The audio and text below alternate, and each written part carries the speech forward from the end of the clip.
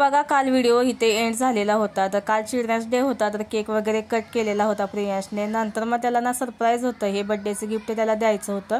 तर ते व्हिडिओ ना माझा शूटच झाला नाही, कारण का मोबाईलचा स्टोरेज भरलेला होता, फुल झालेला होता। त्याच्यामुळे ना व्हिडिओ तिथं स्टॉप झाला, त्याला केक चालला तिथं स्टॉप झाला। नंतरचं हे सरप्राईज वगैरे त्याला गिफ्ट दिलेलं शूटच झालं नव्हतं। हे प्रियांच्या पप्पाने कालच आणलेलं आहे येताना।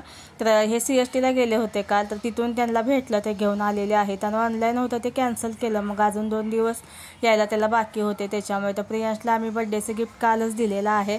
ते क्लिप ना झालीच नव्हती शूट, नंतर मग प्रियांच्या पप्पाच्या मोबाईलमधून ही क्लिप घेतलेली आहे। तर बघा प्रियांश किती खुश आहे बर्थडेचं गिफ्ट घेऊन।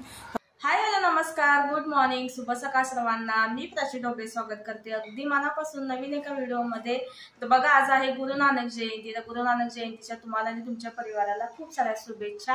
आणि आज पिढीला सुट्टी आहे, आजचा वार आहे तो शुक्रवार आहे, तर आज पिढीला सुट्टी आहे।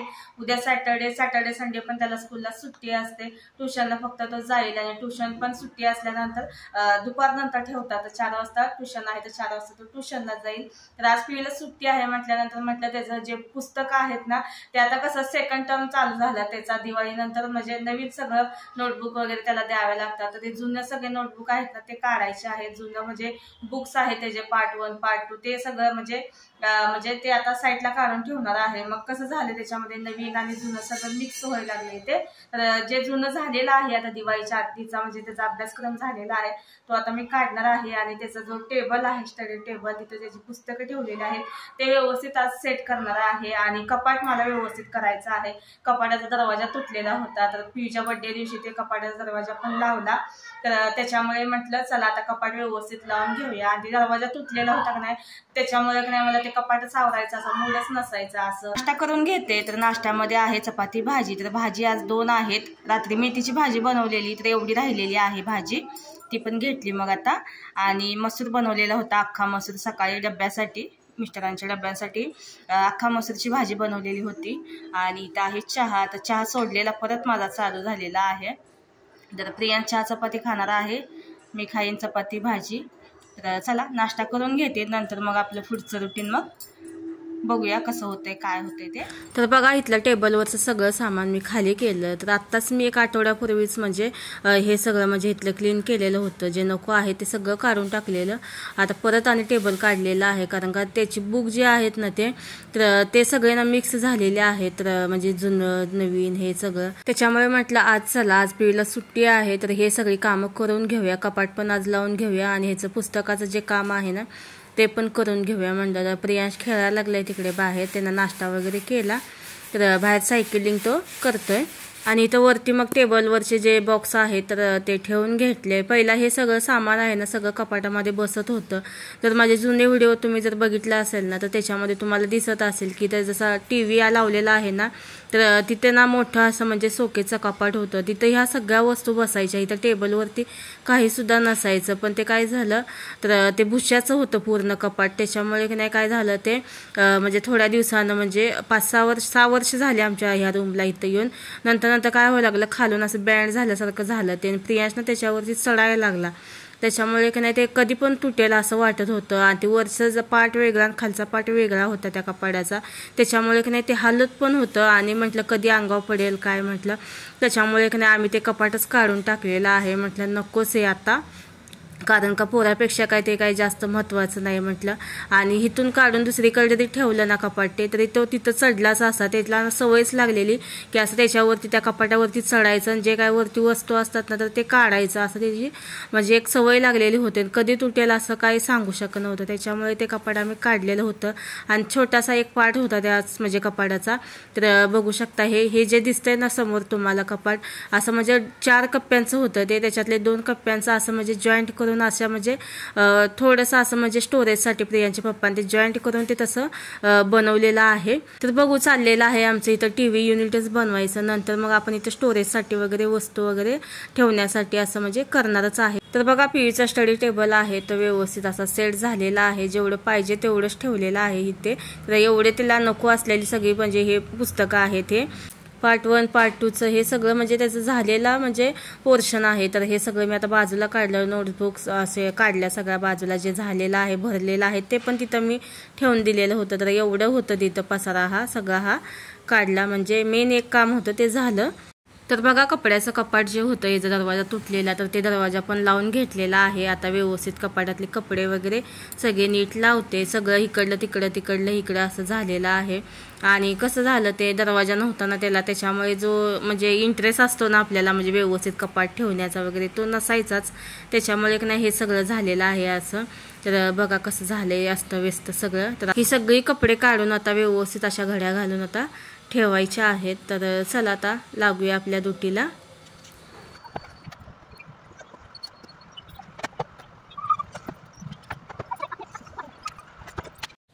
तर चला आता कपड्यांच्या ह्या सगळ्या घड्या घालते आणि नंतर मग तुम्हाला भेटते.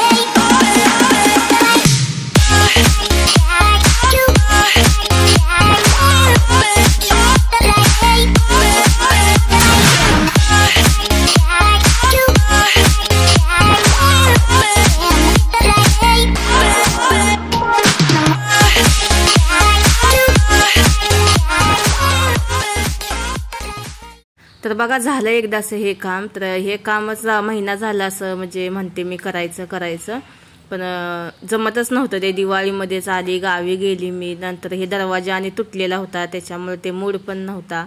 तर ह्या सगळ्या गोष्टी होत्या त्याच्यामुळे की नाही बऱ्याच दिवस झालं हे काम पेंडिंग होतं. तर ते आज झालं. प्रियांच्या पप्पाचे कपडे इस्त्रीचे आहेत ते काढून ठेवले साईडला, इथे बाहेरच ठेवलेले आहेत समोरच, म्हणजे हे जाताना माझ्या लक्षात राहील की कपडे इस्त्रीला द्यायचे आहेत. बनवून घेऊया आपण आता मसूरचा. तर हे बघा एवढं मसूर आहे, तर एवढं मी ठेवलेलं होतं, एवढंच राहिलं त्याच्यामुळे सगळंच भिजायला घातलेलं. म्हटलं मसूर पुलाव बनवूया, बराच दिवस झालं बनवून मसूर पुलाव, पण खूप छान लागतो मस्त. तर इथं आहे मसूर भिजवलेला आणि इथं तांदूळ मी भिजायला घातलेलं होतं. तर बाकीची सगळी तयारी करून घेतली, तोपर्यंत तांदूळ म्हटलं भिजायला घालू, अर्धा तास तरी म्हणजे भिजायला घालायचं. बासमती तांदूळ आहे त्याच्यामुळे भिजायला घालायला लागतो अर्धा तास तरी. आणि हा तांदूळ भिजायला घालूपर्यंत नंतर मग मी बाकीची तयारी सगळी करून घेतलेली. तर हे बघा तयारी अशी करून घेतली की पटपट असं म्हणजे रेसिपी बनवायला बरं पडतं. तर 2 कांदे चिरून घेतलेले आहेत उभे, लिंबू घेतलेला आहे अर्धा, आणि इथं खडा मसाला घेतलेला आहे थोडासा, लवंग, दालचिनी, मिरी, तमालपत्र, 2 मिरच्या घेतल्यात, 2च घेतल्यात कारण प्रियांश खात नाही जास्त तिखट असलं. तर टमॅटो घेतलेला आहे, बिर्याणी मसाला आणि हळद आहे. इथे अद्रक, लसूण आणि कोथिंबीरची पेस्ट बनवायची आहे. तर मी आता खलबत्त्यातच ठेचून घेते, थोडीशीच बनवायची आहे त्याच्यामुळे. तर चला आता फक्त हे आता ठेचून घेते, नंतर मग आपण बनवूया पुलाव.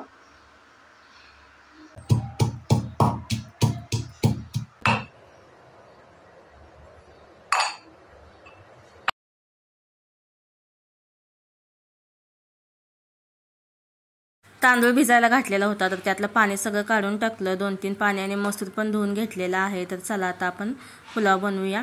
तर 2 चमचे मी तेल घेतलेलं आहे, तेलाच्या ऐवजी तूप वापरला तरी पण चालेल, आवडीनुसार आहे ते तुमच्या. आता हे ना आपल्याला ह्याला पाणी गरम करायसाठी ठेवायचं आहे पुलावसाठी पाणी असं गरम वापरलं का नाही पुलाव चांगला मस्त असा सुटसुटीत होतो. त्याच्यामुळे ना गरम पाणी वापरायचं नेहमी, पुलाव असू दे बिर्याणी असू दे. तर बघा खडा मसाला टाकलेला आहे, मिरची टाकलेली आहे, कांदा पण टाकलेला आहे. कांदा चांगला अर्धा म्हणजे भाजून घ्यायचा गुलाबी रंगावरती, नंतर मग अद्रक लसूण कोथिंबीरची पेस्ट टाकायची आहे. आधीच टाकलं का नाही अद्रक लसूण कोथिंबीरची पेस्ट तर काय होतं तर ते करपतं आणि कांदा भाजत नाही लवकर. तर बघा मी खडा मसाल्यामध्ये जिरा घ्यायचं विसरले होते, तर जिरा मी आता नंतर अर्धा चमचा ह्याच्यामध्ये ॲड केलेला आहे. अर्धा कांदा भाजून घेऊया, नंतर मग अद्रक लसूण कोथिंबीरची पेस्ट टाकूया ह्याच्यामध्ये. तर असं ठेचून टाकली ना त्याचं म्हणजे छान अशी म्हणजे चव येते मिक्सरपेक्षा. असं म्हणजे ठेचलेला लसूण अद्रकचं म्हणजे पेस्ट असतं ना त्याची काय अशी म्हणजे फ्लेवर असतो तो वेगळाच असतो. तर बघा आता हे पण चांगलं मिनिटभर आता आपण परतून घेऊया. कांदा भाजल्यानंतर मग टमॅटो ॲड केलेला आहे, तर टमॅटो पण चांगला मिनिटभर परतून घेऊया. आणि वरून टाकला ना टमॅटो तरी पण चालेल, असं उभा कापा करून असं टमॅटो टाकलं ना तरी छान लागतं, असं म्हणजे दिसायला छान दिसतं पुलावामध्ये. आता ह्याच्यामध्ये बिर्याणी मसाला आणि हळद ॲड केलेली आहे, तर ते पण चांगलं मिनिटभर तेलामध्ये परतून घेऊया. आता टाकलेले आहे मसूर, तर मसूर पण चांगलं मसाल्यामध्ये परतून घेऊया 1 मिनिटभर.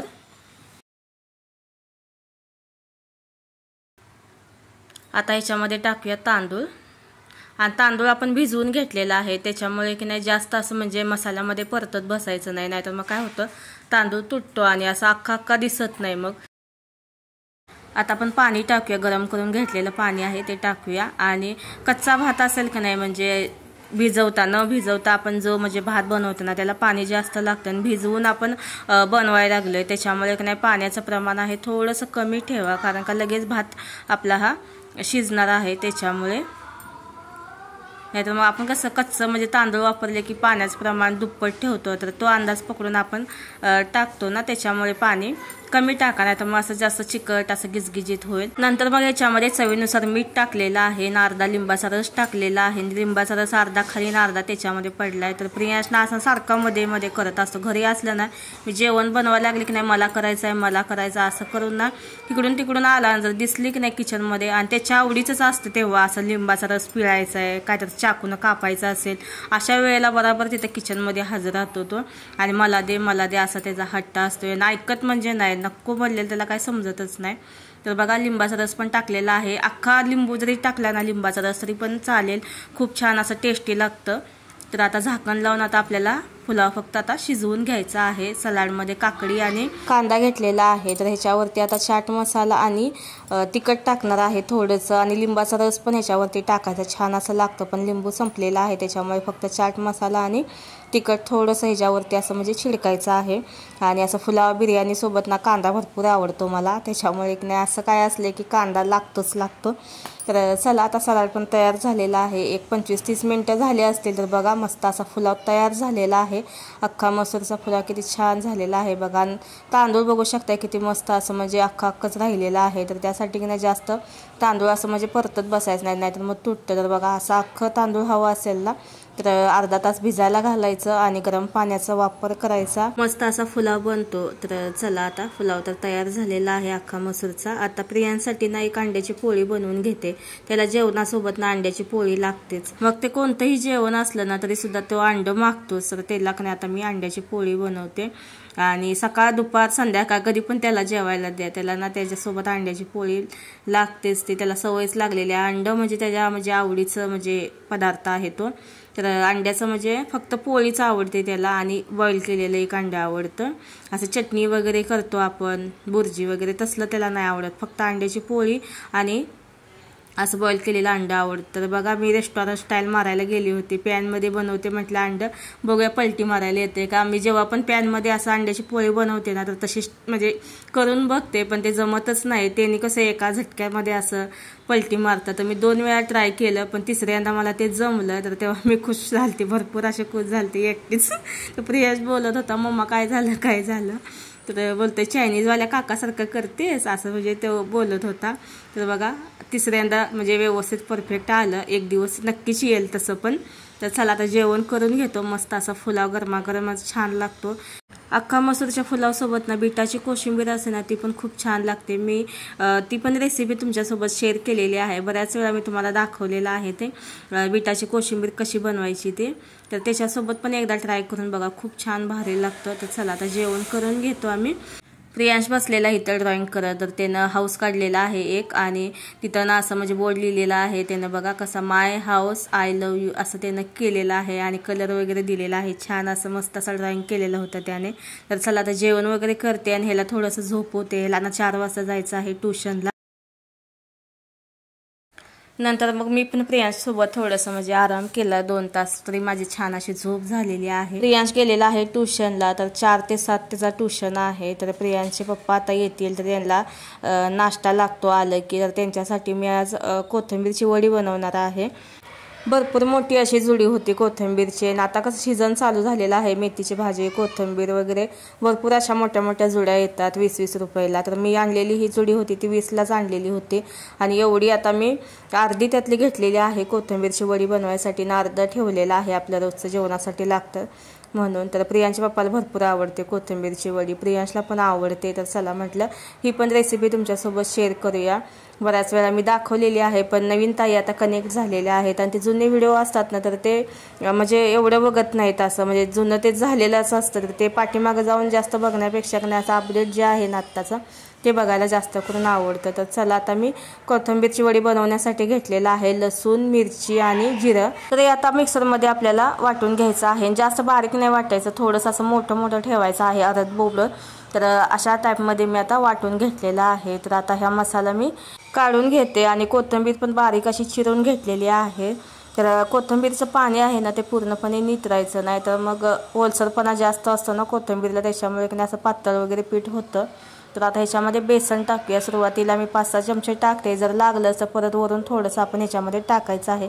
बेसनचं प्रमाण आहे ते कमी प्रमाणामध्ये ठेवायचं आहे, नाहीतर मग काय होतं असं खुसखुशीत अशा म्हणजे होत नाहीत असं जास्त बेसन म्हणजे घेतलं तर. आपण चवीनुसार मीठ टाकलेलं आहे. आणि पहिल्यांदा की नाही पाणी न टाकताच असंच आपल्याला बेसन सगळ्या कोथिंबीरला लावून घ्यायचं आहे. कोथिंबीरला ओलसरपणा असतो, त्याच्यामुळे की नाही पाणी पहिल्यांदा बघायचं, म्हणजे लागत असेल तर टाकायचं, काय काय वेळेला लागत पण नाही पाणी. तर बघा थोडंसं पाणी लागलं मला, तर मी वरून थोडंसं मी पाणी आता ह्याच्यामध्ये टाकलेलं आहे. प्रियांचे पप्पा आलेले आहेत कामावरून. तर चला आता पटकन असं त्यांच्यासाठी आता खास बनवायचा आहे हा मेनू. तर आता ह्याच्यामध्ये ना अजून थोडंसं मी 4-5 चमचे ना बेसन ॲड केलेलं आहे, कारण का असं बॉन्डिंग येत नव्हतं त्याला. तर प्रियांचे पप्पा बोलतात अरे वा आज कोथिंबीर वडी आहे, तर ते भरपूर खुश आहेत. आज त्यांना जास्त आवडते कोथिंबीरची वडी. पाणी ठेवलेलं आहे गरम होण्यासाठी, त्याच्यामध्ये लिंबाची फोड एक टाकलेली आहे. ॲल्युमिनचं पातेलं असलं ना काळं पडतं, लिंबाचं असं म्हणजे फोड टाकली नाही खरी तर असं पातेलं काळं वगैरे पडत नाही. तर आज आपण कोथिंबीरची वडी बनवणार आहे, ती ताटावरती थापून बनवणार आहे. ताटाला तेल लावून घ्यायचं सर्व बाजूने, म्हणजे छान अशा वड्या काढता येतात, चिपकणार नाहीत. तर 2 ताटांवरती मी बनवणार आहे. तर 2 ताटं म्हणजे होतील ह्याच्यामध्ये असं वाटतंय मला. तर दोन्ही ताटांना मी तेल लावून घेतलं. पाणी गरम होतं एका साईडला, तोपर्यंत ताटावरती अशा पद्धतीनं कोथिंबीरचं जे आपण बनवलेलं आहे मिश्रण, तर ते आपल्याला थापून घ्यायचं आहे. अशा पद्धतीने पातळ असं थापून घ्या, म्हणजे की नाही असं खुसखुशीत हवं असेल ना असं पातळ असं म्हणजे बनवायचं. जर असं म्हणजे कोणाकोणाला जाड आवडतं, कोणाकोणाला पातळ आवडतं, तर तुमच्या आवडीनुसार आता तुम्ही ते थापू शकता. तर बघा एक ताट बनवून घेतलं. अशाच प्रकारे मी दुसरं ताट पण आता बनवून घेतलेलं आहे. तर दुसरं ताट आहे ते पूर्ण असं म्हणजे भरलं नाही, ते थोडंसं कमी पडलं त्याच्यामध्ये. 2 ताटं झाली म्हणजे. तर आता ताट ठेवलेलं आहे या गरम पाण्यावरती, त्याच्यावरती झाकण लावायचं आहे. पाण्याच्या वाफेनेच ते शिजणार. तर एक 15-20 मिनिटं फक्त आपण आता ह्याला ठेवायचं. बघूया शिजलंय का नाही. आणि शिजलं नसेल ना तर ओलसर दिसतं, तर बघू शकताय ओलसरपणा वगैरे अजिबात नाही आहे, पूर्ण असं कडक झालेलं आहे, म्हणजे शिजलेलं आहे हे. तर आता हे काढून घेते आणि दुसरं ताट आहे ते पण शिजवून घेते मी. तर बघू शकताय मस्त अशी कोथिंबीरची वडी आता शिजलेली आहे. पातेल बघू शकताय अजिबात काळं पडत नाही.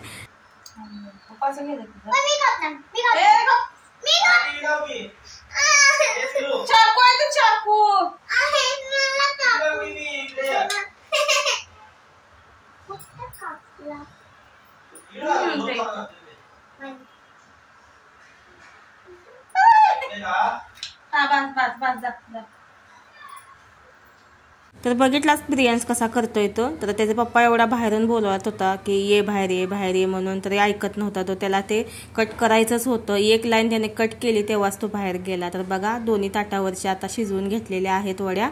आणि असं चाकूने असं चौकोनी आकार द्यायचा आहे आणि काढून घ्यायचं. तर अशा पद्धतीने मी आता सगळ्या वड्या काढून घेते. उलटण्याच्या साह्याने ना असं गोल फिरवलं ना ताट असं निघतात छान अशा वड्या. तेल लावलेलं आहे ते आपण, त्याच्यामुळे की नाही छान असं व्यवस्थित निघतात वड्या.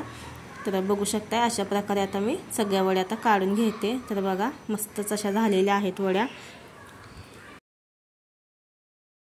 तळून घेते आता वड्या सगळ्या. आणि तुम्हाला जर असं म्हणजे डीप आवडत असेल फ्राय करायला तर तसं पण करू शकता, किंवा शेलो फ्राय केला तरी पण चालेल.